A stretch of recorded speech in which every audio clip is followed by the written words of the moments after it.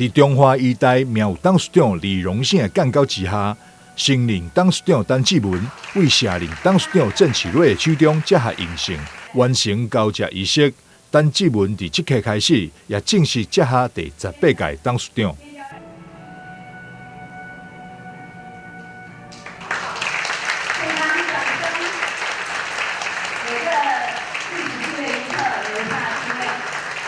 中华艺术科技大学第17、18届董事长交接，包含正侪产业界、医界以及校友甲教职员参加。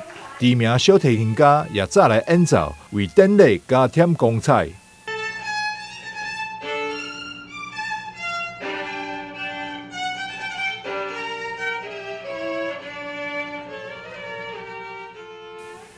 下任董事长郑启瑞也特别感谢全体教职员的努力甲付出，让华裔校务发展有真好成绩，也让伊会当安全下庄。在这4年来，很感谢各位。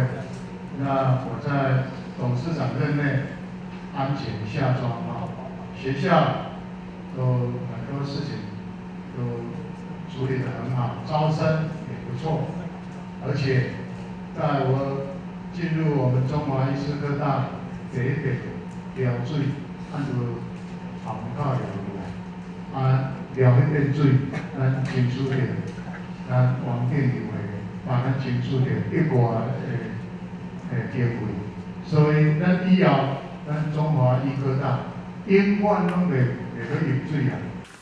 陈志文接任董事长，伊也希望校长甲教职员伫只有的基础继续努力，董事会将会作为校务发展的后盾。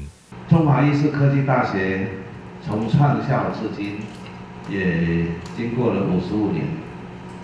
感谢历届的董事长、董事，还有校长，还有全校的教师同仁，大家共同的努力，让校务有今天的基础。